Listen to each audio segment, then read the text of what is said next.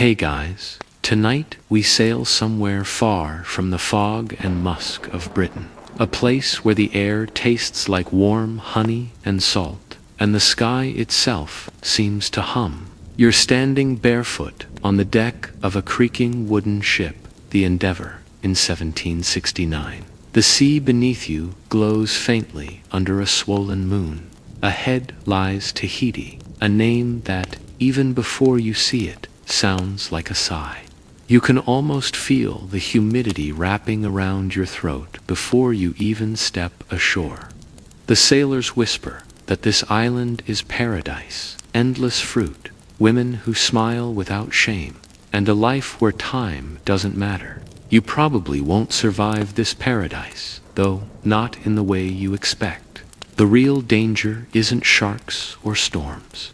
It's the trade, the subtle kind that deals not just in metal or muskets, but in human connection, in misunderstanding, in want. So, before you get comfortable, take a moment to like the video and subscribe, but only if you genuinely enjoy what I do here. Tell me in the comments where you're listening from and what time it is there.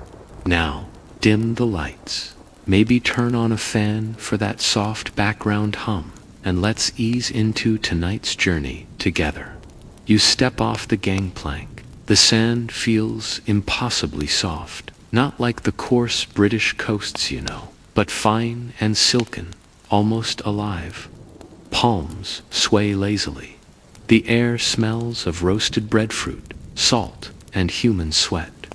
Drums echo somewhere inland, deep and slow. The Tahitians approach, not cautiously, but with the confidence of people who know their worth. Bronze skin gleams in the sunlight. Hibiscus flowers sit behind ears like bright punctuation marks. They're curious about your clothes, your ship, your pale skin that burns to easily. You feel 100 eyes on your red coat, the strange cut of your trousers, the metallic gleam of the buttons. And then comes that first moment, the quiet one you'll remember long after. A young woman steps forward. She points to a nail on the ship, trailing, just an ordinary iron nail, and looks at you with eyes that seem to ask a question and make an offer at the same time. You don't understand her language, but you don't really need to. The gesture says everything. The British sailors exchange glances. They've been at sea for months. Food's been dull, nights have been cold, and the world has been mostly male. That nail, something you could replace by the dozen back home, suddenly looks like a key to paradise. James Cook, the captain, watches with an unreadable face. His orders are scientific. Measure, chart, observe the transit of Venus, but he knows what happens when sailors meet soft sand and freer customs. He notes it in his log. Clinically, the people seem friendly and curious, but you, standing there in the salt breeze, feel that friendly doesn't quite capture it. The first exchanges are small. A nail for a garland, a button for a shell necklace, a hand pressed to a chest for a smile. The British don't yet realize that iron, the most basic material of their world, is practically magic here. The Tahitians have never seen metal forged this way. It cuts, it shapes, it builds. You can almost see their eyes sparkle when one of your shipmates offers a single nail. To them, it's as valuable as a gemstone. Historians still argue whether this first contact was peaceful curiosity or an early form of exploitation. Were the British simply sharing technology, or were they planting the first seeds of imbalance? You can feel that question humming under every exchange. You walk inland. The ground is soft with fallen fruit. Huts made of woven palm leaves form loose circles around a central clearing. Children chase one another with squeals of laughter. You notice that almost everything here is crafted from nature. Bamboo, wood, bone, coral. There's no iron anywhere. When the sunlight glints off the nails and knives your ship brought, it ests as though UVA introduced fire to a people who only ever known warmth. At dusk, the sky bleeds orange and pink. A feast begins. The Tahitians lay roasted pig and fish on broad banana leaves, pour coconut milk, and sing in polyphonic chants that rise and fall like the tide. One of your shipmates joins them, clumsy but smiling, and soon the boundaries blur. Laughter, food, curiosity, they're all forms of trade in their own way. A quirky tidbit here. One sailor, so desperate to impress, offers his hat instead of a nail. The Tahitians mistake it for a kind of ceremonial bowl, fill it with fermented fruit drink, and return it brimming. He drinks it anyway, and later writes that the ground waved like the sea. You can help but laugh quietly, the kind of sleepy chuckle that bubbles up in hindsight. The ship's carpenter, meanwhile, grows uneasy. Nails vanish faster than rum. He warns the men that if they keep trading away supplies, the ship might not hold together on the voyage home. But who listens to the carpenter when paradise is singing? As the night deepens, you sense the air thickening, not with danger, but with stories. Every smile hides a question. Every trade leaves a mark. The Tahitians see metal as life-changing. The British see pleasure and novelty. Both sides are certain they're getting the better end of the bargain. You sit by the shore, the surf whispering secrets to your boots.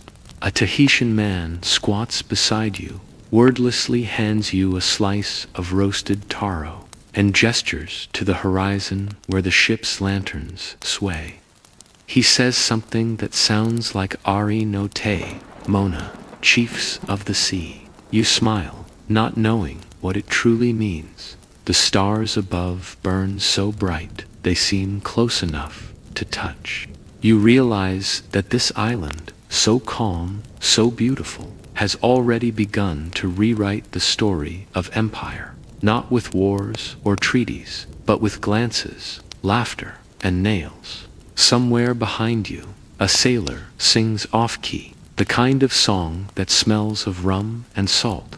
The Tahitian women hum in response, their voices weaving through the night like silk threads, and for a fleeting moment, you think, maybe this is what paradise feels like: soft, warm, and quietly dangerous. Tomorrow, trade will become habit, and habits, as you know, never stay innocent for long. The morning begins with the sound of hammers, soft, rhythmic, almost musical. You're back on deck, staring down at the shoreline as sailors pry nails from spare planks. A few even remove them from the ship's own fittings. The carpenter curses under his breath, muttering that the endeavor will soon be a floating colander, but no one listens. On this island, a single iron nail is worth more than reason. You watch as men pocket the small, rust-flecked pieces of metal like contraband. They know what they can buy with them: laughter, fruit, perhaps something softer. The Tahitians wait by the waterline, curious and smiling, holding woven mats and carved fishhooks to trade. But everyone knows what the real currency is now. Nails, simple, slender, shining like captured lightning in the tropical sun. The first barter feels almost sacred. A sailor named Green hands a nail to a woman wearing a garland of pink frangipani. She laughs, tucks the nail into her hair, and leads him toward a grove of breadfruit trees. The others watch, pretending not to. The transaction is silent, but the meaning loud enough to echo across centuries. You lean on the railing, squinting through the heat haze. Cook, always the observer, stands nearby with his journal. He writes with deliberate calm, his quill scratching over paper as he notes the exchanges of great curiosity between the islanders and the crew. He doesn't write what everyone knows, that these exchanges have begun to blur into something else entirely. The Tahitians, for their part, are no fools. They've seen ships before. The island had already met earlier European visitors, and stories of floating houses had spread through the islands like wildfire. They know these men crave food, water, and company, and that craving has value. You stroll inland again, following the scent of roasting fish. The tropical air hums with insects, and the light bounces off the ocean like silver fire. The women sit weaving palm fronds, laughing as they work. The men sharpen spears and smooth canoe hulls. Life continues, as always, but now there's a shimmer of something new, something iron and foreign, glinting in the sunlight. One of the Tahitian chiefs, a tall man named Tapaya, approaches you. He's more than a leader, a navigator, a priest, a translator between worlds. His tattoos tell stories, family lines, voyages, stars. He watches you closely, not with hostility, but with the kind of curiosity that hides calculation. He understands what these nails mean. To him, metal is a gift from gods, a tool that can shape wood faster than stone, carve idols smoother than coral. He asks questions with his eyes, gestures toward the ship, and points at your knife. You let him hold it. He tests its edge with a thumb and nods, impressed. When he gives it back, he places a necklace of shark teeth around your neck, an exchange of equals, at least for this moment. Historians still argue whether such scenes were mutual respect or the earliest hints of economic manipulation. Were the Tahitians shaping the British just as the British thought they were shaping them? Maybe both. You can sense it, a delicate, almost hypnotic balance of admiration and advantage. There's a quirky side story that makes you grin even now. One sailor, desperate to preserve his supply of nails, starts forging fake ones out of wood and coating them in soot. It works for about 5 minutes before a Tahitian girl bites one to test it and spits it out, laughing so hard she nearly falls over. She keeps it anyway, maybe out of pity. As day turns to gold, you sit beside a group of men repairing a canoe. They ask for nails, of course, but you notice something deeper. The way they talk about the metal as if it's alive. To them, iron breathes. It has mana, spiritual power. It's as if the British didn't just bring a tool, but a kind of new magic. Yet the more they desire it, the more uneasy you feel. The ship's stores are dwindling. Cook begins rationing supplies, forbidding further trade of essential materials. But rules written by officers mean little when temptation is warm, laughing, and wrapped in flower-scented air.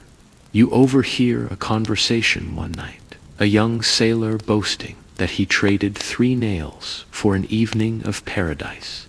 Another claims he got a whole basket of yams for a single hinge. You realize the line between survival, trade, and exploitation has grown so thin it might as well not exist. By the 3rd day, the shore becomes a market. British trinkets gleam on Tahitian wrists. The women wear iron nails as earrings, dangling dangerously close to the skin. Children wave bits of polished metal like toys, and you can't help but wonder who's colonizing whom. The ship's carpenter tries again to reason with the crew. "You're selling the ship out from under us," he says. "You'll be sleeping in the sea before long." The men laugh him off. "Then we'll trade for canoes." One jokes. It's a light laugh, but you feel the weight under it. That night, you sit alone by the stern, listening to the sound of waves slapping against the hull. The stars above look sharper here, almost close enough to slice the sky open. You think about the absurdity of it all.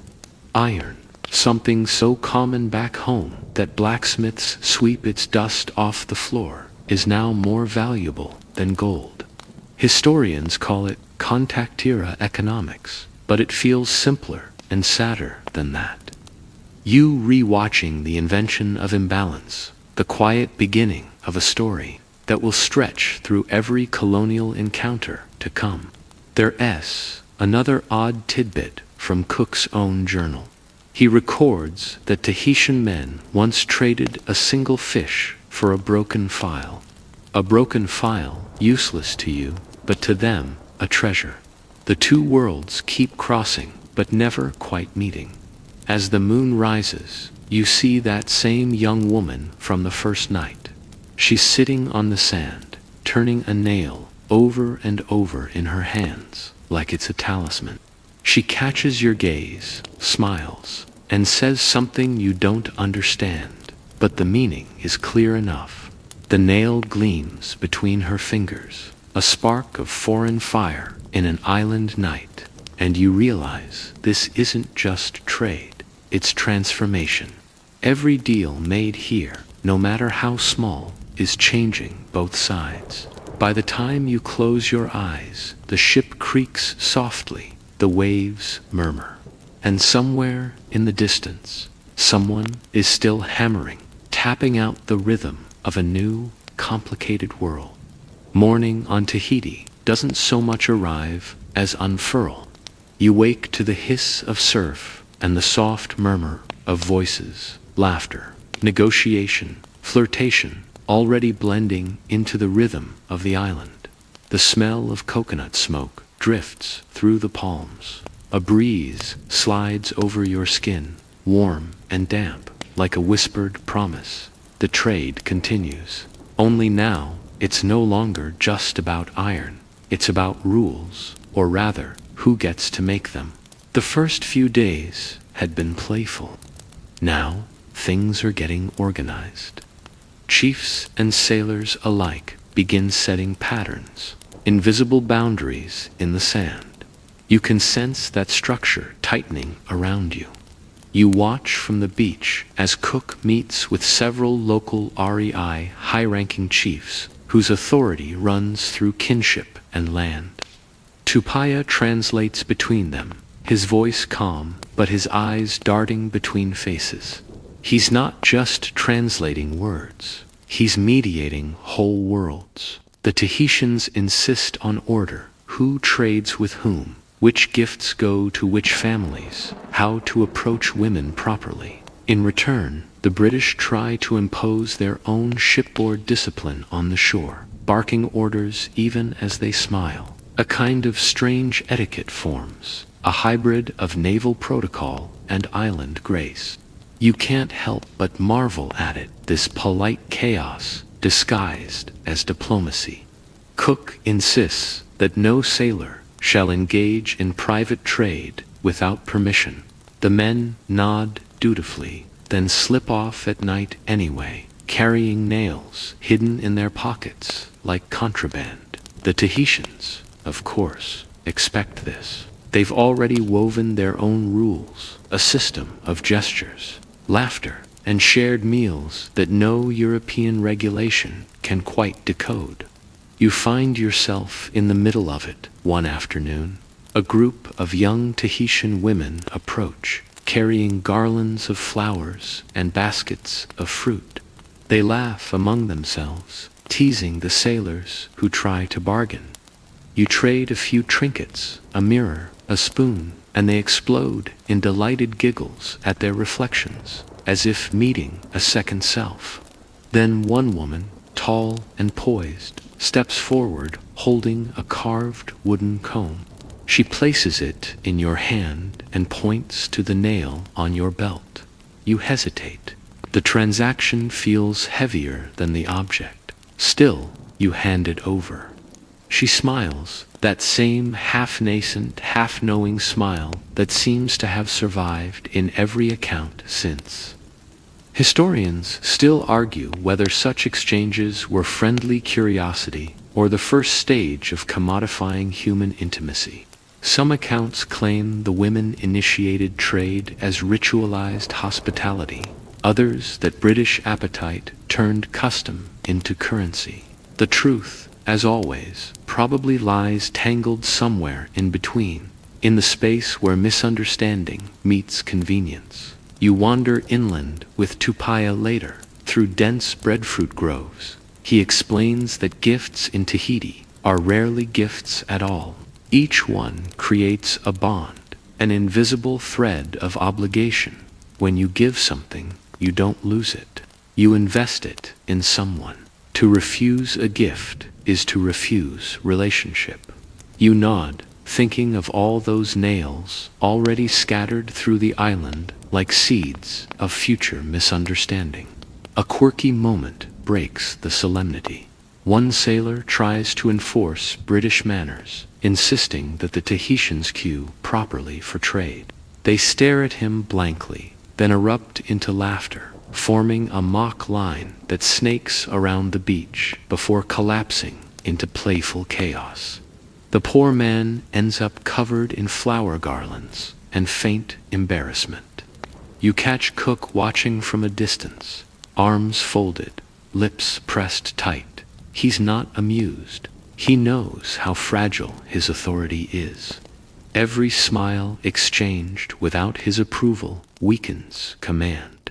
You can almost see the calculations behind his eyes: astronomy, navigation, now human behavior. He records everything, yet some truths slip past even his disciplined gaze. By sunset, a rhythm settles over the island. Drums beat from the inland temples, marking ceremonies of thanks and preparation. The British light their pipes, puffing smoke that curls like pale ghosts into the humid air. The two worlds sit side by side, so close they could touch, and yet you feel an invisible current between them, a hum of tension under all that warmth. Later, at a communal feast, the exchange rules become ritualized. Chiefs receive iron in public view. Women approach sailors with offerings under the pretense of friendship. The British try to read these gestures through their own lens, flirtation, perhaps, or simple barter. But Tahitian society reads them differently, as ceremonial participation, as sacred hospitality, as aroha love tied to status. You catch yourself wondering who's misunderstanding whom more profoundly. There's one detail that would amuse a modern listener. Cook, ever the empiricist, orders small experiments to test the islanders' reactions. He has his men display items, beads, mirrors, nails, one by one, measuring curiosity like a natural phenomenon. He writes later that the people were most affected by the smallest of iron. You. Imagine him noting this with scientific detachment, while behind him 2 sailors are already sneaking off with fruit baskets and knowing smiles. By nightfall, the beach becomes a living marketplace. Firelight paints the sand in amber and crimson. You see British jackets draped over Tahitian shoulders, iron knives glinting at waists, flowers tucked behind pale ears. The scene feels almost harmonious, almost, until you notice the ship's blacksmith counting supplies and shaking his head. He knows what this paradise costs. A Tahitian elder joins you by the fire. His face is weathered, his voice low. Through Tupaya, he says that iron is powerful but dangerous, that it changes those who touch it. Fire hides inside, he says. Fire makes hunger grow. You glance down at your own hand, still holding a small nail, and feel its faint warmth from the flames. It's a poetic warning, but one you can't yet understand. To you, it's just trade, just human curiosity. But to him, it's prophecy. The next morning, the rules will tighten further. Cook will issue new orders, and the Tahitian chiefs will respond in kind. The easy laughter of these early days will begin to harden. Just a little, the first hints that paradise always comes with paperwork. For now, though, the air smells of fruit and ash. The drums fade into distance, and you close your eyes under a sky so vast it makes the stars feel like holes punched into velvet. And somewhere, faintly, the rhythm of hammers still echoes, the heartbeat of exchange still pulsing through paradise. You wake to an island already humming with life. Birds chatter from the treetops. Women wade into the shallows, washing fruit and laughter in the same rhythm. The ocean sighs softly, as if bored of holding secrets. You stretch your legs, still sore from sleeping on sand, and think you're getting used to this. The warmth, the smell of salt and smoke, the constant negotiations that feel half like trade, half like flirtation. But today, something different hangs in the air. The exchange has changed again. What began as curiosity is turning into pattern, and patterns always come with expectations. The British have realized that nails can buy more than food. They can buy affection, or at least the appearance of it. The Tahitians, clever and composed, understand this too. You can see it in their eyes, the unspoken awareness of power shifting with each glittering piece of iron. A group of sailors sit by the palm trees, joking about marriages of a night. Their laughter drifts across the beach, bold and careless. You glance toward them and see a few Tahitian women nearby, half smiling, half indifferent. They know the game. They've known it far longer than the sailors realize. Cook, ever the watchful presence, writes in his journal that the women show great readiness to engage with the men. The phrasing is clinical, detached, but it hides something raw. Behind that polite observation lies a messy mix of desire, misunderstanding, and survival. You walk inland and pass a group of women sitting together, threading flowers into long chains. They speak softly, glancing toward the sea, sometimes laughing, sometimes silent. Through Tupaya's translation, you learn that some see these encounters as part of hospitality, a way to honor guests, maintain peace, share abundance. Others call it dangerous, a charm that might curse their people with greed. Historians still argue whether these meetings were consensual exchanges or subtle coercions, masked as courtesy. It's a debate that splits libraries even today. What's certain is that both sides wrote their own truths, the British through journals and shiplogs, the Tahitians through songs and silences. You remember one sailor's boast that a single nail could open doors. He meant it crudely, of course, but in a way, he wasn't wrong. Those nails weren't just tools or trinkets anymore. They were keys to intimacy, to conversation, to influence. You begin to realize that what's happening here, just traded, anthropology in motion, written in body language rather than ink. At sunset, a feast begins again. Firelight licks the night into gold. Drums throb deep and slow. The women dance with movements so fluid they seem more like waves than people, each gesture precise, carrying meanings you'll never quite decode. The sailors cheer, some join in, tripping over rhythms they don't understand. It's beautiful, absurd, and faintly tragic all at once. You notice Tupaya watching silently beside you. He's not smiling. His face is thoughtful, even weary. They think this is a game," he murmurs. "But we all trade something we cannot take back." The words land heavy, even in the warmth of the night. A quirky little moment cuts through the solemn mood. One sailor, too drunk to remember decency, tries to mimic the dance.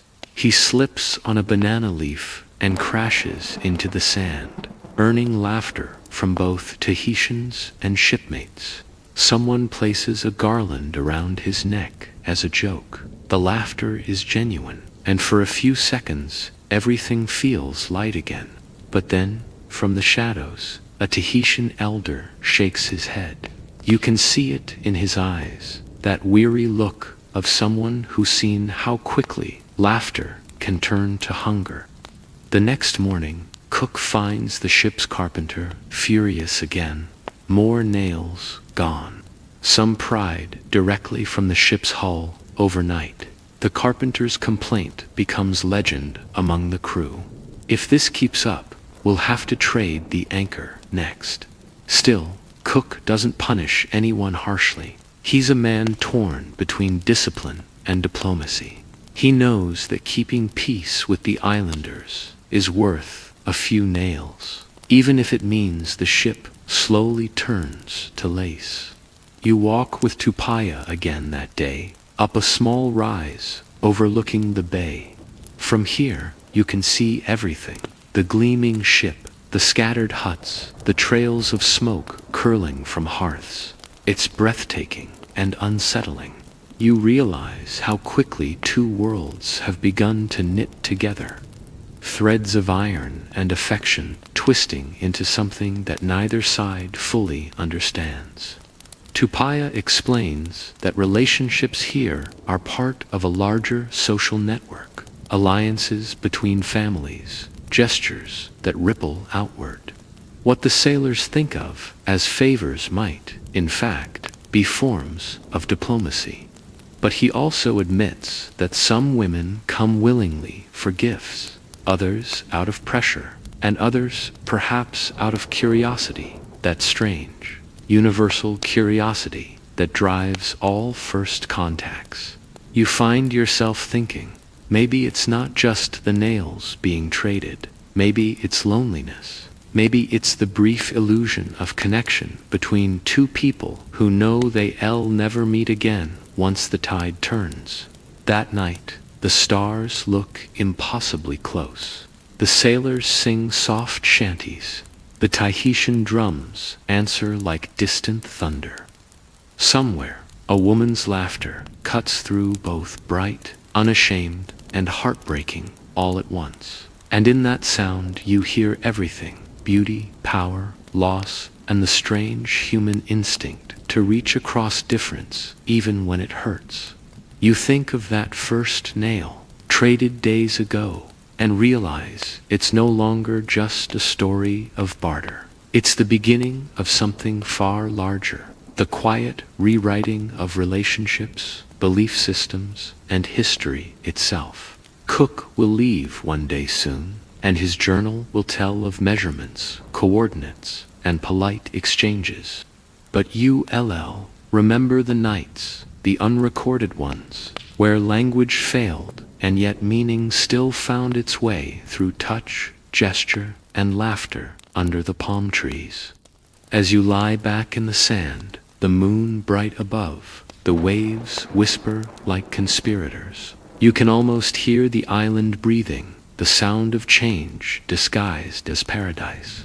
And deep inside, you feel it, that this is how empires truly begin. Not with flags or guns, but with nails and favors under starlight. You learn, slowly, that nothing in Tahiti is ever simply what it seems.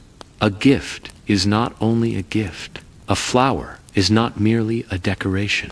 And a tattoo that is a story burned into skin. You see it first on the arm of a man who greets you at dawn. His forearm is etched with black lines that spiral like smoke, rising from wrist to elbow.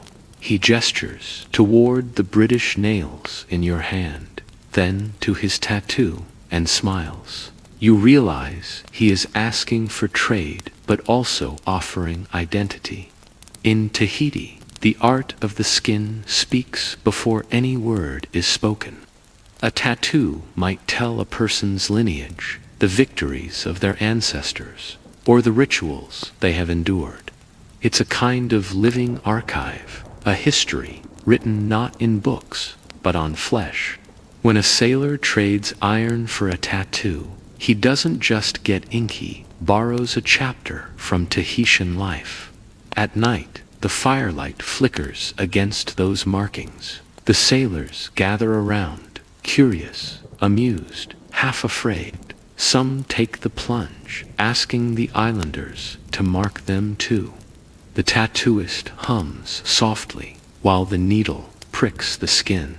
A faint metallic temps fills the area, sweat, blood.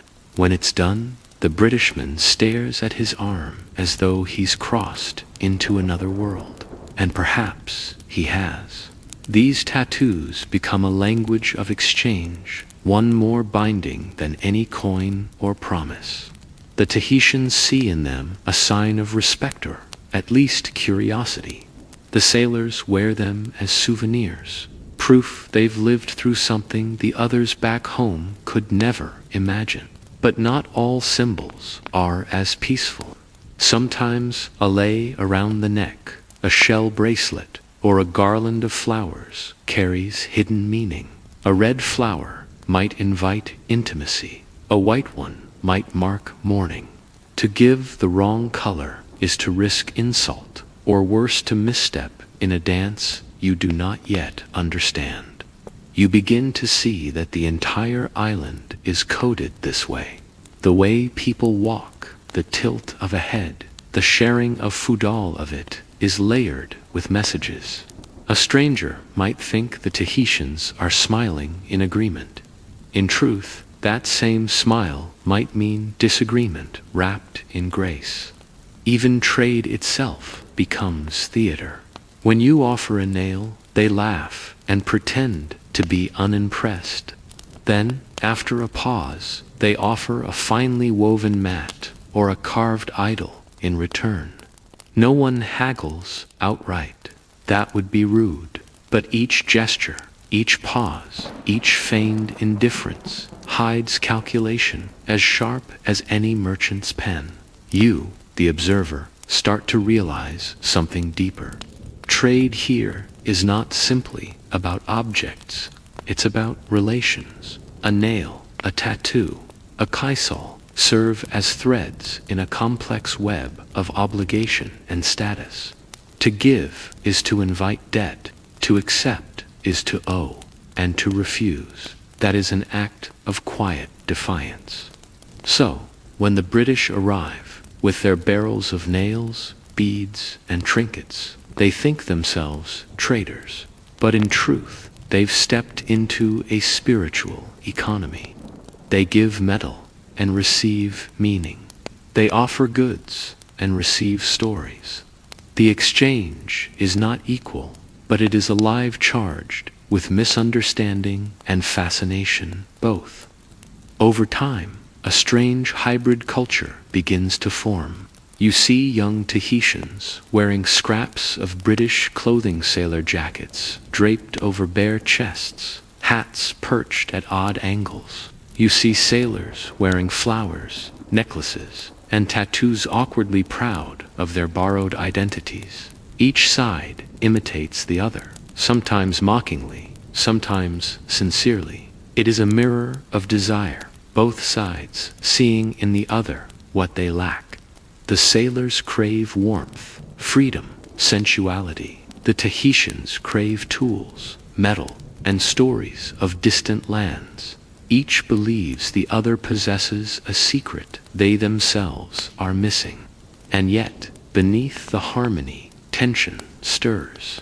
You notice that every gift is followed by expectation. Every laugh hides a test. Every shared meal has an invisible price. The British record the exchanges carefully in their journals, writing about friendly barter, about simple islanders, but you standing among them see more. You see how each exchange shifts power ever so slightly. A chief with more nails gains leverage over others. A sailor with a Tahitian lover gets early access to fruit and water. And the tattooed skin of a foreigner becomes a mark of both belonging and betrayal. Sometimes, at dusk, you stand at the edge of the village and listen to the drums. Their rhythm carries across the sand, deep and ancient. In those moments, you understand that trade here is not commerce's communion. The islanders are not buying or selling. They are weaving strangers into their world. But you also sense that this web cannot hold forever. Each gesture of generosity conceals a shadow of conquest. Each tattoo on a British arm foreshadows a claim of ownership. The gifts, once symbols of trust, will one day be relics of misunderstanding. You close your eyes and imagine centuries later, tourists wearing imitation tattoos, trading currency for culture without knowing the cost. And you whisper to yourself as the drums fade, everything traded leaves a trace, even gifts that seemed harmless, even marks meant to honor, because in every exchange between power and innocence, someone always gets written on. You begin to realize something strange about history. A buyer, it never speaks in one voice. It's always a chorus, uneven, sometimes beautiful, sometimes cruel. And here on this distant shore, the voices of the Tahitians and the voices of the British. Sailors sound like two different songs playing at once. One loud and boastful, the other quiet, rhythmic, and almost drowned by the waves. The sailors write everything down. They have journals, quills, and the authority of paper. Every evening, by the dim glow of a ship's lantern, they fill pages with tales of what they've seen. The natives are friendly, one writes. They trade freely for nails and beads, another notes. The women are curious and forward, and another boasts. We are admired here, treated like gods. But you, standing silently nearby, sense the gaps in those sentences, because you've also sat among the Tahitians. You've heard their laughter, their teasing, their cautious whispers when the sailors turn away. Their stories are not written, but sung, not preserved in ink, but in memory. One old man, his hair streaked with salt, tells you quietly, they come with floating houses and think the sea belongs to them. He doesn't say it in anger. He says it like a fisherman describing the weather, calm, inevitable, faintly amused. He tells you how the British give iron and take fruit, but also take time, attention, and dignity. They smile too much, he adds. Smiles can hide hunger. Later that night, a group of young women laugh around the fire. They mimic the sailors' accents, exaggerate their swagger. They call each other captain and sir, laughing so hard they can hardly breathe. For a moment, you realize that the Tahitians too are studying their guests, turning them into stories of their own. In the British logbooks, the Tahitians are described as innocent, childlike, pure. But in the stories passed around the island, the British are portrayed as naive, noisy, easily tricked. Each side sees the other as a mirror of its own imagination. When a sailor writes, they welcomed us warmly, what he doesn't write is that the warmth was strategic. Hospitality is not surrender here. It is a shield. It is how a small island manages the presence of giants. You start to notice that language itself becomes a weapon. Few of the sailors speak Tahitian well, and fewer still care to learn. They rely on signs, laughter, and touch, a crude shorthand for complex feelings. But the Tahitians, curious and quick, begin to learn English words faster than the sailors learn theirs. They twist them, play with them, and sometimes use them to make jokes that the British never understand. You see one young Tahitian boy repeat the phrase, "good trade, good man," to every sailor who passes. They beam proudly, thinking he respects them. You later learn that among his friends, it's become a joke, a playful code for gullible foreigner. The journals, of course, will never mention that.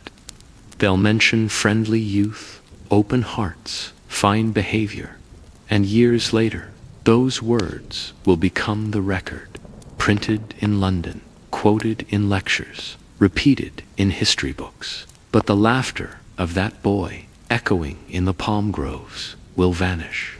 You begin to see the imbalance, not of trade, but of memory. The British bring their own truth and preserve it in writing. The Tahitians keep theirs alive in story, song, and silence. One truth will endure in libraries. The other will fade like smoke.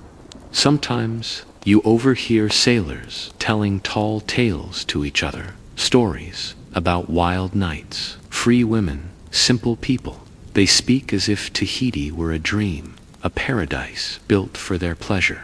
They'll tell these same stories again when they return home in taverns, in drawing rooms, to wide-eyed listeners who will never see this island. But those stories, exaggerated and self-centered, will reshape how the world sees the Pacific. You wish, just once, that someone would hand the journal to a Tahitian and say, "Write your version. Write what it felt like to watch strange men arrive with thunder and iron, to see your customs written down as curiosities, to hear your language mimicked like song and laughter turned to entertainment." One afternoon, you watch as a British officer sketches a Tahitian chief. He captures every detail, the tattoo lines, the feathers, the proud stance. But when he finishes, he adds something that wasn't there, a soft smile, almost submissive. You realize, in that moment, how art too becomes part of the lie, how even the image of a man can be tamed to fit a foreign story. At dusk, the Tahitians gather again, drums pulsing low. They dance not for the sailors, but for themselves. It's not performance, it's memory. Every rhythm carries a story the British cannot read. You close your eyes and feel the beat under your skin, a reminder that history isn't written only with ink. It's written with movement, sound, and resistance. When the ships finally depart, the journals are packed carefully into trunks, ready to be carried back across the oceans. They will survive storms, insects, and time.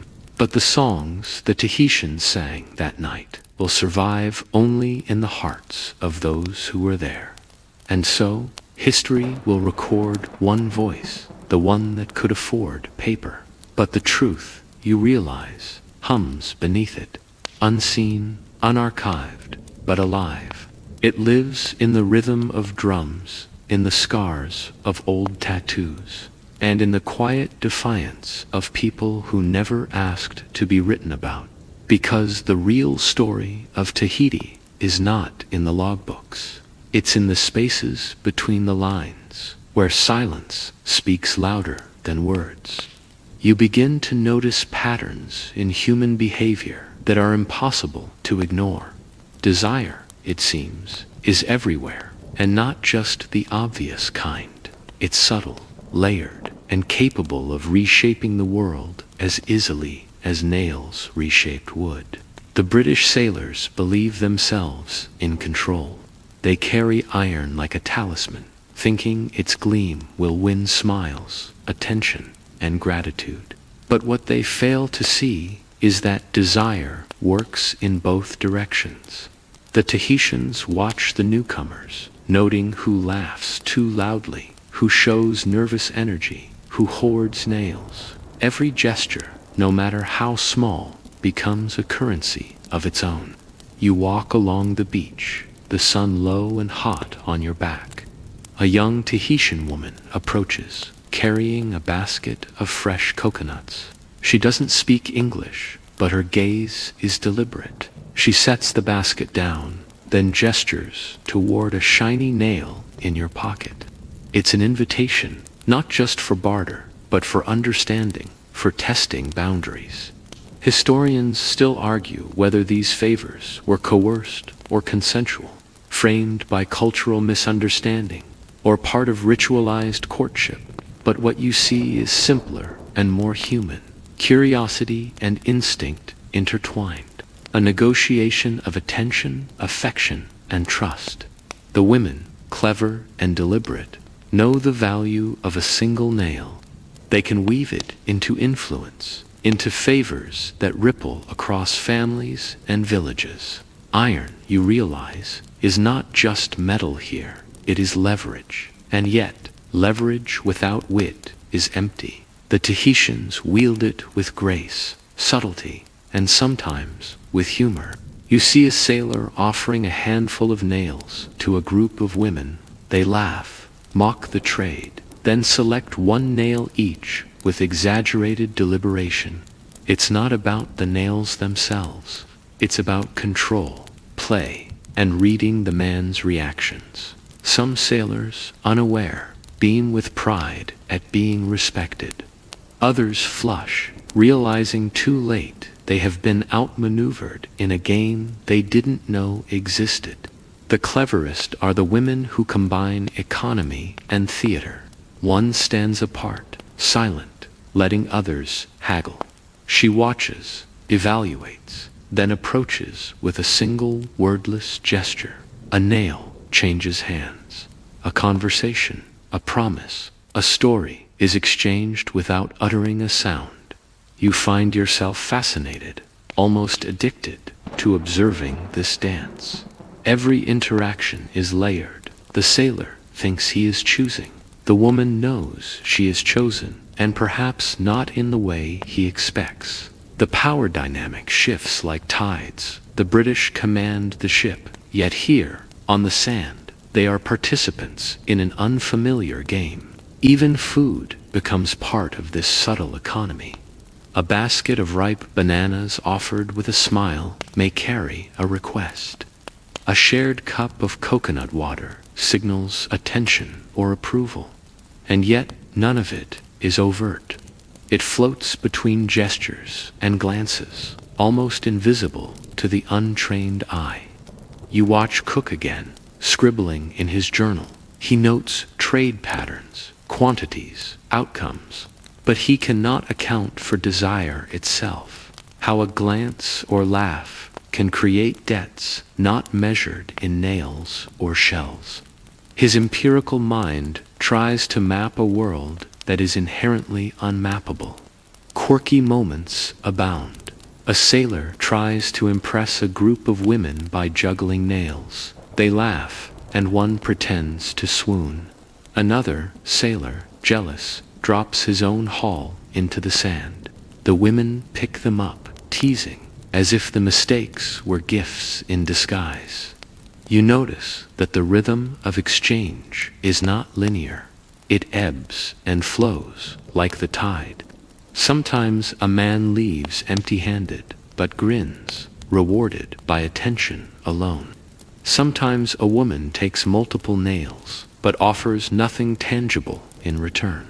All transactions are layered, subtle, performative, a social algebra you are only beginning to understand. Even the tattoos play into this power.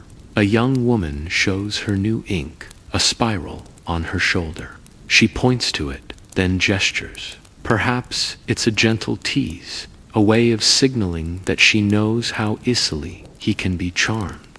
You start to understand a larger truth. Paradise has its own rules. Iron is currency. Desire is leverage. Knowledge is power. And the two worlds, British and Tahitian, exist not in opposition, but in constant negotiation. As dusk falls, you see the long shadows stretching over the sand. The drums begin again, slow and steady. Women move in circles, men follow cautiously, the occasional sailor lost in rhythm.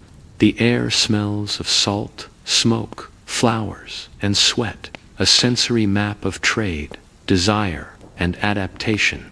You feel the currents of influence swirl around you. And somewhere in that swirl, you understand that every exchanged nail carries more than metal. It carries stories, gestures, secrets, and subtle power, the invisible currency of paradise. The sun barely peeks over the horizon when the island comes alive again. Drums begin their steady thrum, marking the rhythm of the day, while the scent of roasting breadfruit drifts through the village. You trudge along the sandy paths, noticing how carefully the British and Tahitians navigate each other's presence. This is no casual morning. It's the rehearsal of ceremony, a daily ritual that governs life here in subtle ways. The feasts are the center of this rhythm.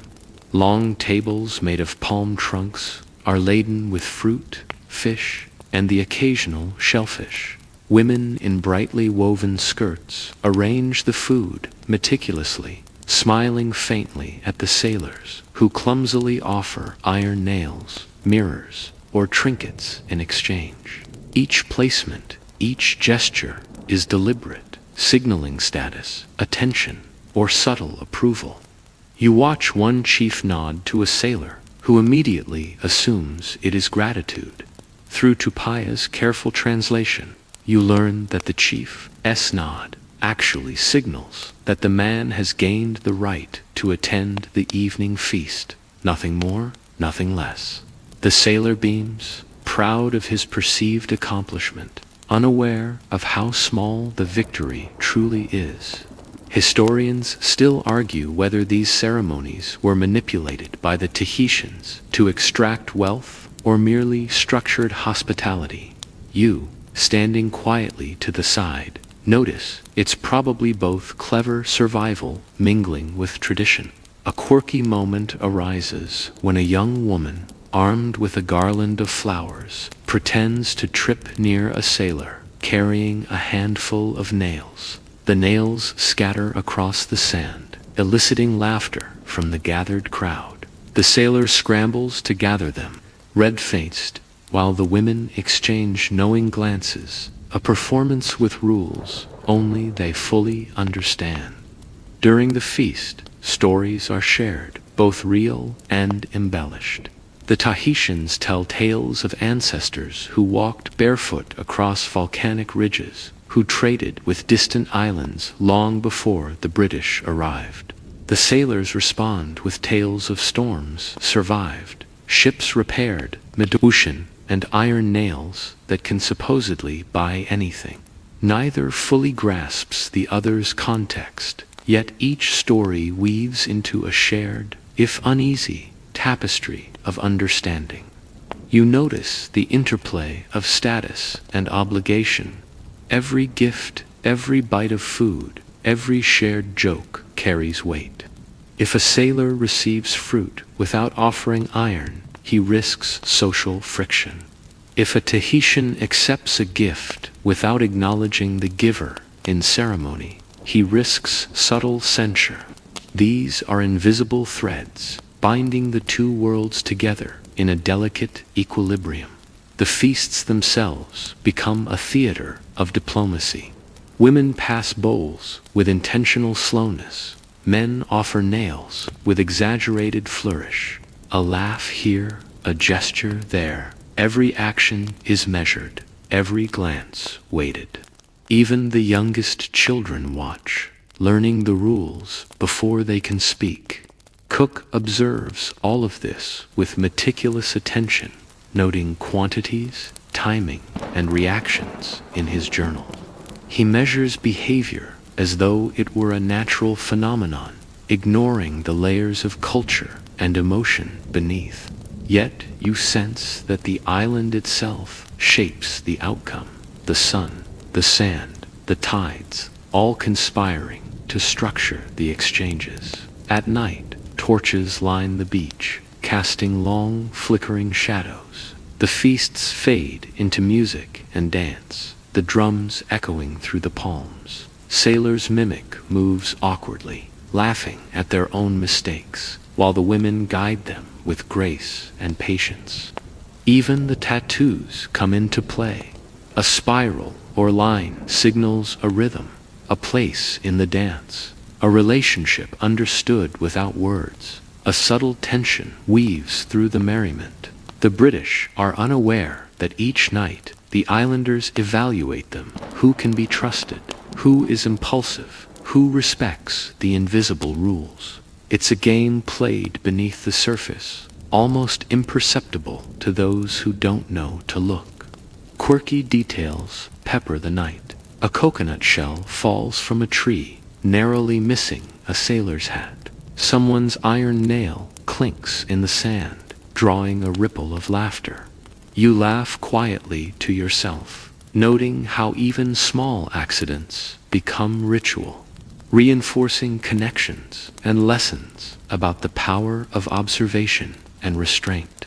By dawn, you understand more about the rules of engagement than you ever could from a textbook.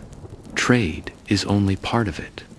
Ceremony structures, relationships, feasts enforce hierarchy, music and dance encode meaning, and the subtle glances, smiles, and gestures, they are as powerful as the nails themselves. You close your eyes for a moment, feeling the pulse of the island beneath your feet, the weight of countless unspoken agreements, and the quiet understanding that paradise runs on subtlety, patience, and negotiation far more than it does on iron or authority. You start to notice the island isn't all ceremony and careful gestures. Beneath the ritualized trade and social performance lies a lively undercurrent of mischief, humor, and ingenuity. It's a side of life the journals barely touch, yet it shapes the rhythm of daily existence just as much as nails or feasts do. Early in the morning, a group of boys sneaks along the beach, carefully rolling coconuts toward the sailors' feet. The clatter and laughter wakes some of the groggy men. A sailor stumbles, narrowly avoiding a fall, and the boys dissolve into giggles. You can't help smiling. It's clear that even the youngest are learning to test boundaries, poke fun at authority, and assert their cleverness in playful ways. The British sailors respond in kind, sometimes awkwardly, sometimes with exaggerated pride. One attempts to juggle coconuts, slips, and ends up lying flat in the sand.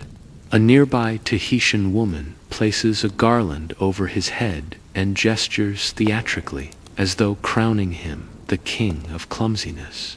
Everyone laughs, the tension breaks, and the game continues.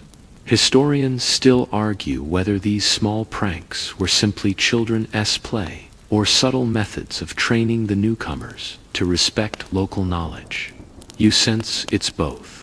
Every prank, every joke, every mischievous gesture conveys lessons about observation, patience, and humility. You notice the sailor's pride and vanity quickly become tools for teaching. A man flaunts his collection of nails, only to find them stolen in a moment of distraction. He complains loudly, unaware that the theft is intended less as malice and more as a reminder. Possessions are not permanence, and arrogance can be costly. Even the women play pranks, often quietly, weaving humor into the social fabric. One morning, a sailor leans over a basket of fruit to inspect it, only to have a small crab scuttle across his arm.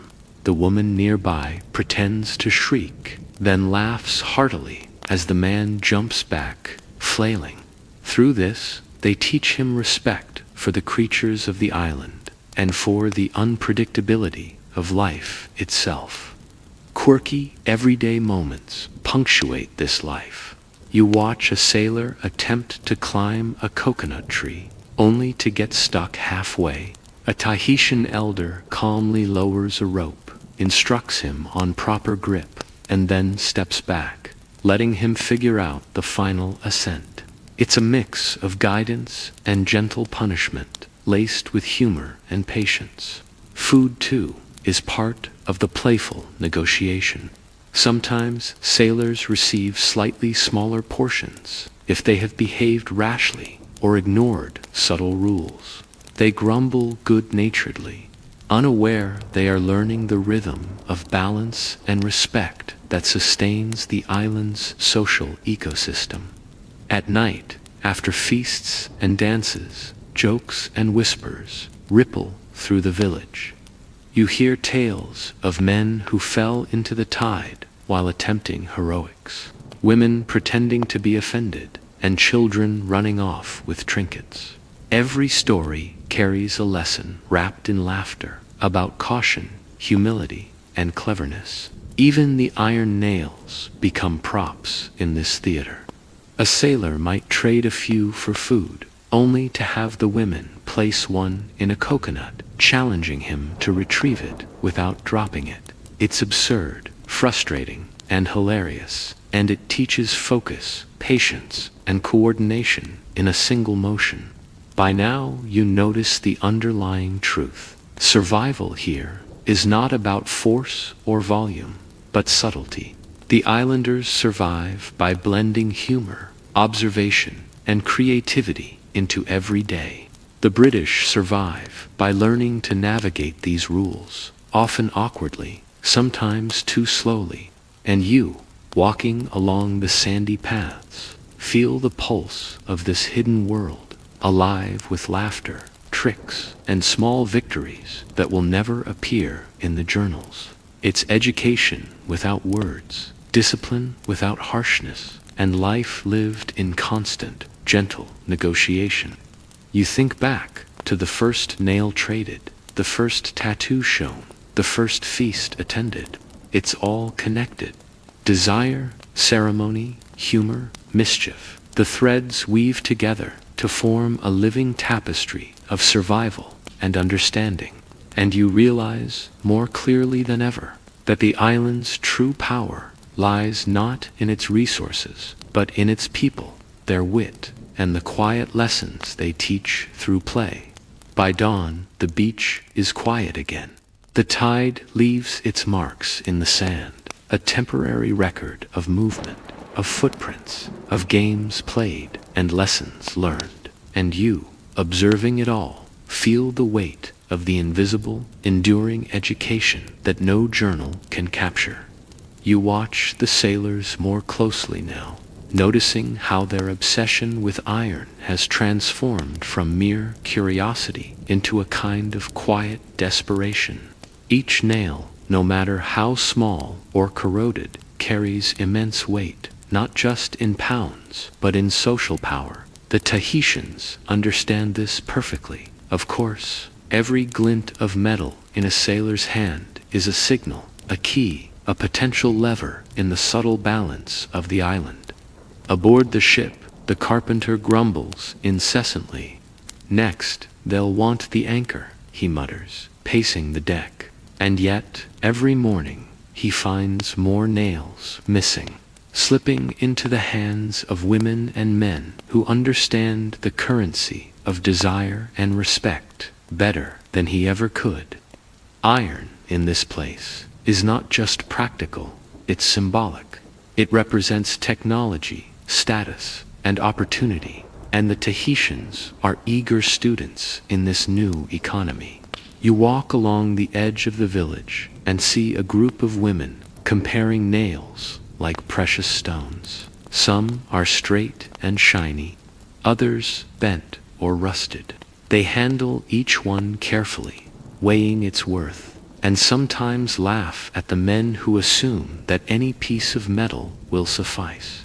It's a gentle, clever mockery that the sailors rarely notice, though it shapes the patterns of trade as decisively as any written rule. Historians still argue whether these trades were exploitative, consensual, or somewhere in between. The truth, of course, is messier. The sailors carry authority without understanding, while the Tahitians exercise influence in ways invisible to the newcomers. Iron becomes the language of interaction, a silent, potent medium for negotiation, persuasion, and even subtle rebellion. You notice a quirky moment. A sailor tries to impress a chief by arranging his nails in a neat line on the sand, hoping to demonstrate his generosity. The chief studies the arrangement carefully, nods politely, and then deliberately knocks a few nails into the tide with his foot. Laughter ripples from nearby villagers, and the sailor stands there, half offended, half confused. It's a lesson he will carry far longer than any formal lecture. The island has its own rules, and iron does not exempt you from them. Trade extends beyond nails, of course. Carved wooden tools, shells, cloth, and even small luxuries from the ship become entwined in this new economy. But iron is the pivot. It is the thing everyone wants, the thing that can open doors, earn trust, or create tension in a single gesture. You begin to see patterns in behavior. Men who hoard nails become respected by some and mistrusted by others. Those who distribute too freely risk being taken advantage of, and those who pay careful attention to subtle cues, glances, posture, laughter, gain an influence far beyond the metal itself. At night, you watch the fires along the beach flicker. The sailors and Tahitians sit in shifting circles, sometimes trading, sometimes sharing stories, sometimes simply observing. The drums continue, the waves whisper, and the nails glint like stars under torchlight. Everything seems charged, almost alive. The metal, the people, the music, and the quiet negotiations that carry more meaning than any spoken word. Even tattoos intersect with this currency. A sailor with a recent design finds Tahitians suddenly more attentive, curious, respectful. It's as if the ink itself has value, a compliment to the iron, a signal of participation in the island's unspoken economy. You realize that these visual markers, these gestures, these tiny trades, all of it weaves a complex web of influence that the British cannot fully map. A curious joke arises when a sailor attempts to trade nails for a basket of fruit, but mistakenly uses one of the more corroded pieces. The woman holding the basket examines it, tilts her head, and pretends to measure its value with an exaggerated frown. The sailor swallows hard, trying to maintain authority. The woman finally smiles, placing the basket into his hands, and walks away. It's a small, almost absurd moment, yet it encapsulates everything about the exchange: power, perception, humor, and negotiation, all in one. By dawn, you feel the weight of the lessons embedded in every nail, every glance, every gesture. Iron may seem ordinary to outsiders, but here it is a medium, a catalyst, and a language. It shapes behavior, encodes meaning, and mediates relationships in ways you could never have predicted. And you understand, in a quiet, profound way, that the true power of paradise is not its fruit, its sun, or its sands. It is the knowledge, observation, and subtle intelligence that governs how everything, even something as small as a nail, can shape the world. You notice how quickly the tattoos have become a silent language on the island.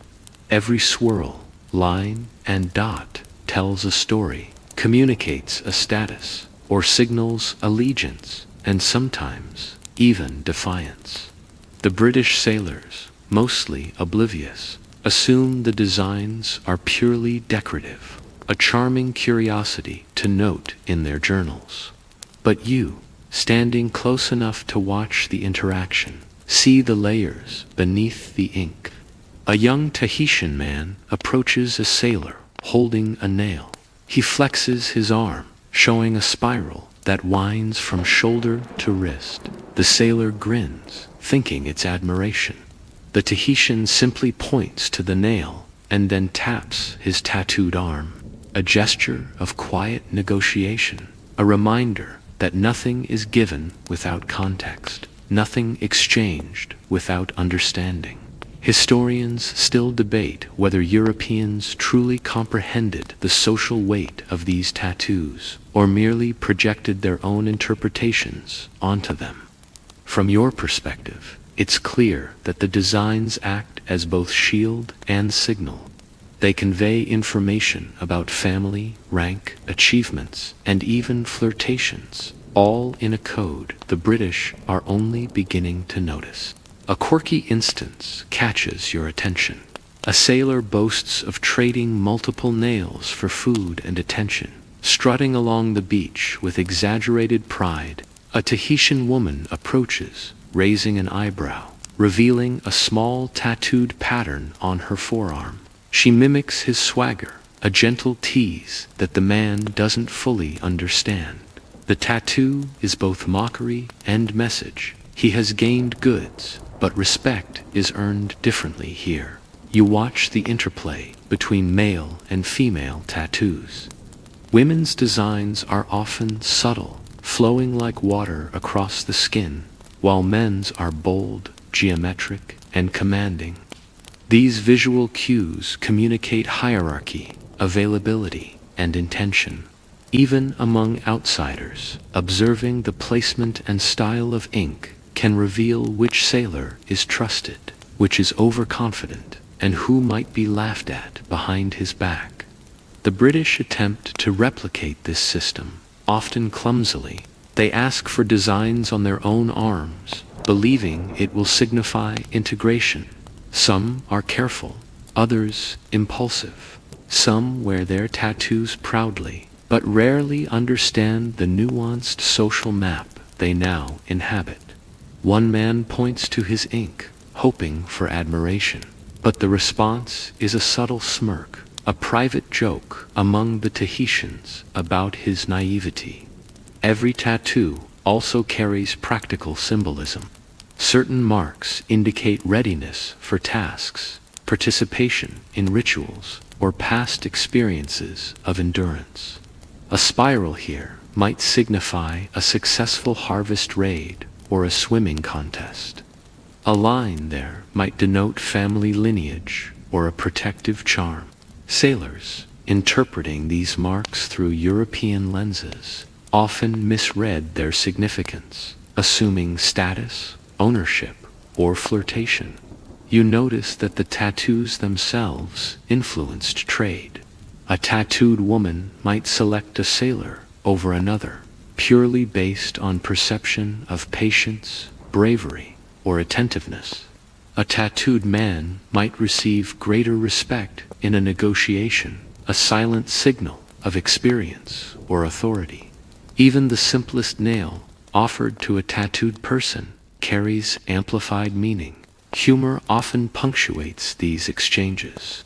A sailor misreads a tattoo, treating it as a sign of submission, only to discover the person was signaling mockery or playful disinterest. Everyone laughs quietly at his confusion, teaching him again that perception here is everything. By evening, you feel the rhythm of silent negotiations as naturally as breathing. The tattoos, the nails, the gestures, all weave a living social code. It's subtle, intelligent, and mercilessly observant, and yet it's performed with a grace that leaves you marveling at the sophistication of the system. The British may carry authority aboard their ships, but here, on the sand, in the swaying palms, the ink speaks louder than power. Every tattoo marks a story, a lesson, a boundary, and you realize, slowly, that understanding this code is essential to survival and to truly participating in the delicate dance of paradise. You wander through the village just as the sun rises over the horizon, brushing the palms with a golden glow.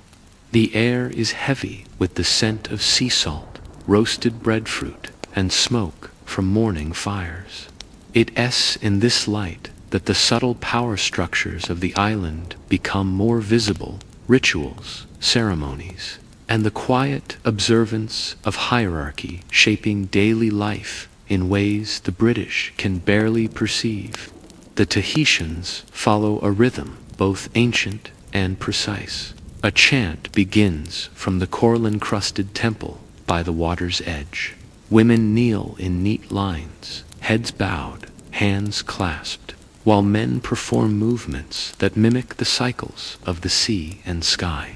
The British sailors, curious and slightly awed, peek from a distance, assuming it is performance for their benefit. In truth, it is a private act of alignment, of respect for ancestors, and of reinforcing social order. Historians still argue whether Europeans understood these ceremonies as religious, cultural, or purely theatrical. You, watching quietly, see the blend: devotion, tradition, and subtle power, all woven into the same ritual. Even without fully grasping the meanings, the rituals exert authority, and every participant is acutely aware of their place within it. You notice a humorous moment. One young sailor tries to mimic a complex hand gesture, accidentally smacking a coconut off a nearby roof. The villagers chuckle, but gently, correcting him with slight movements and pointed glances. It's a lesson in humility, delivered with kindness and laughter rather than reprimand. Feasts intertwine with these rituals. A ceremonial meal follows the chant, with offerings meticulously arranged: fish, fruit, and tropical delicacies in neat, patterned formations. Each placement carries intention, denoting status, respect, or obligation. The Tahitians carefully observe who takes what and in what order. Even the smallest misstep can shift perception. A sailor's clumsy grab might earn a smirk, a whispered joke, or a subtle rebuke masked as instruction. Iron nails, again, feature prominently. Some are laid carefully alongside offerings, signaling gratitude, respect, or payment for permission to participate in ceremonies. The British sailors see only trade. The Tahitians see social contracts, obligation, and influence being exchanged invisibly with each clink of metal. You start to notice the subtle hierarchy that underpins everything. Chiefs stand, women seated strategically around them, and young men observing from the edges. Even children have a sense of position: who may speak, who must remain silent, who may approach. It's fluid, constantly negotiated, but unmistakable. Quirky details punctuate the solemnity. A small dog wanders through the temple, sniffing at offerings, causing a ripple of giggles. A coconut rolls into the sand, and an elder quietly retrieves it, eyes twinkling. The British often miss these minor disruptions, but you see them as teaching moments, reminders that life is unpredictable and that order exists even amid chaos. The tattoos, of course, intersect with ritual and hierarchy. Marks on arms and shoulders indicate lineage, roles in ceremonies, or readiness to participate in sacred acts. A sailor with a freshly drawn tattoo may assume it grants him status. In reality, it is an invitation to observation, to learn, and to respect the invisible rules of authority. You begin to understand that paradise is not chaotic. It is structured, disciplined, and maintained through layered rituals that guide behavior subtly, yet decisively. Every chant, every offering, every glance, and every nail shapes relationships and reinforces the social map. Even humor plays a role in these sacred spaces. A whispered joke, a playful nudge, or a shared glance can relieve tension, teach lessons, or subtly correct misperceptions. Life on the island is rigorous, yet joyous, serious, yet playful, a balance the British struggle to achieve. By sunset, as drums echo along the coast and the sails of distant ships catch the dying light, you realize the profound truth. The invisible hierarchy governs more than power, wealth, or even desire. It governs understanding, observation, respect, and survival. And only by learning its rhythms, its rituals, and its subtle codes can anyone truly navigate the island's social currents.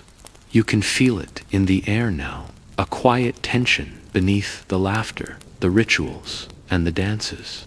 Secrets circulate like invisible currents, subtle yet undeniable, shaping interactions in ways the British cannot fully map. A glance here, a whispered word there, a carefully placed nail. These are the instruments of a hidden economy that thrives alongside the visible trade of fruit, iron, and shells. You notice a group of women huddled near the water, comparing nails received from sailors over the past week. Each holds one delicately, examining shine, size, and imperfections. Then, almost imperceptibly, they exchange tiny gestures, subtle signals of value and preference. You watch closely and realize that a single nail could represent trust, attention, flirtation, or influence, all depending on the context and who holds it. Historians still debate whether this invisible economy was primarily social, ritual, or strategic. You suspect it was all three: survival, amusement, and power wrapped in layers of cultural understanding. Every interaction carries multiple meanings at once, like a code waiting to be deciphered. A quirky moment emerges when a sailor, feeling proud, displays a small heap of nails. A young Tahitian woman sneaks one away without him noticing, hiding it beneath a mat. He doesn't realize until later, baffled and frustrated. It's a small trick, but it teaches more than any lecture. Possessions are fleeting. Observation is vital, and underestimating the local intelligence can be costly. Lessity flares subtly among the sailors. Some men hoard nails, others flaunt them.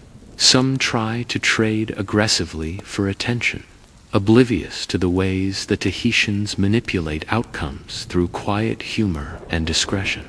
You notice that jealousy is rarely overt. It's expressed through tone, posture, and whispered comments, and it never goes unnoticed. Even the women engage in playful rivalries. A glance, a laugh, or the timing of a step in a dance can shift favor from one man to another. The sailors often misread these signs, assuming success or failure depends solely on their offerings. In reality, influence is fluid, shifting like the tide, orchestrated by subtle observation, timing, and knowledge of human nature. The invisible economy also extends to the distribution of food and space. During feasts, the size of a portion or the proximity to a chief can signal favor or warning.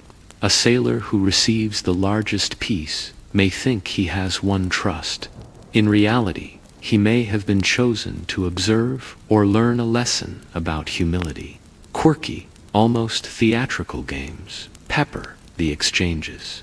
A sailor might drop a nail accidentally, prompting laughter and exaggerated reactions. Women might feign offense, then reward him with attention once he shows patience. Even minor accidents, like tripping over a coconut, become opportunities for teaching subtle social rules, all disguised as amusement. By nightfall, the village feels alive with whispered negotiations, hidden competitions, and playful power struggles. Every exchange, nail, glance, gesture, laugh, contributes to a web of invisible debts and favors that can't be tabulated, recorded, or fully understood by an outsider. The British may carry authority on the ships, but here, influence flows quietly, almost invisibly, guided by observation, humor, and strategic generosity. You realize that paradise has its own sophisticated economy, one that thrives on subtlety, wit, and human intelligence.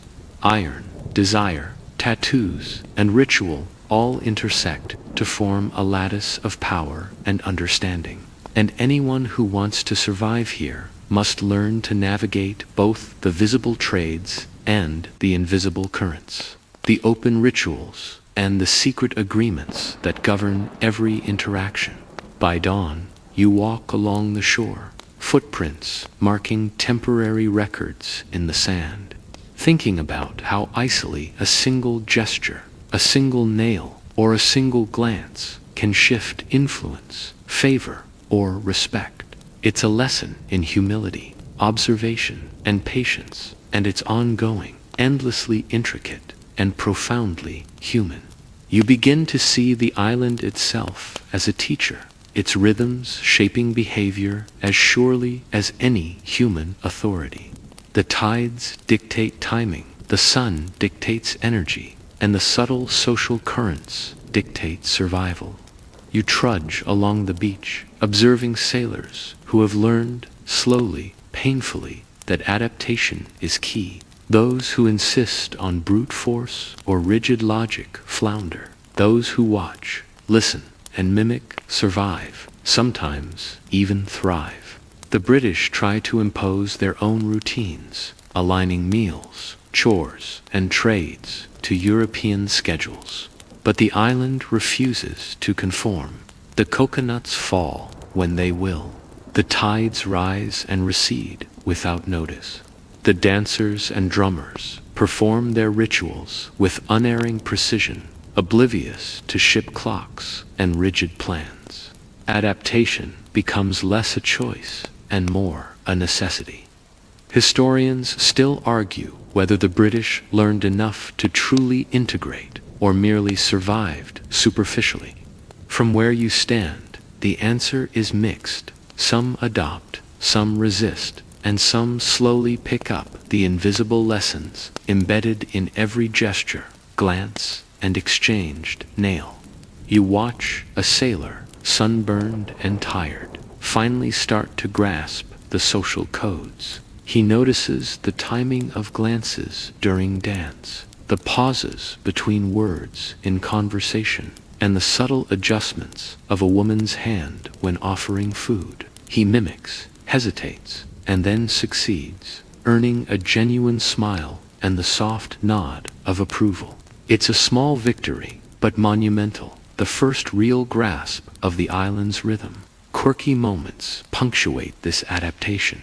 One sailor, misunderstanding the timing of a ritual, ends up bowing at the wrong moment.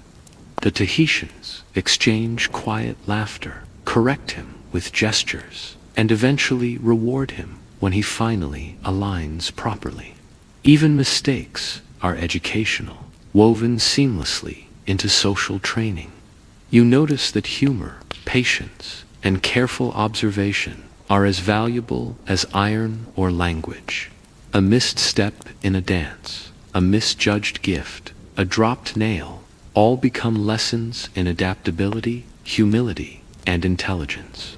The island itself, in concert with its people, enforces learning in ways the sailors cannot escape. The invisible rhythms extend into work, leisure, and survival.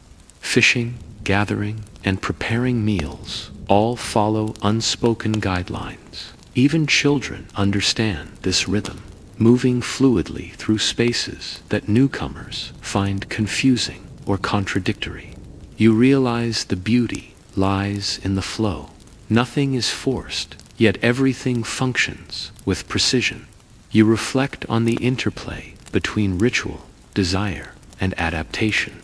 Iron may open doors, but observation teaches how to walk through them. Tattooed bodies convey knowledge, hierarchy, and subtle cues. Every gesture, a hand, a glance, a nod, carries information critical for survival and social harmony. By twilight, the sailors who have adapted move more confidently, participating in dances, sharing in feasts, and trading with awareness. Those who resist remain outsiders,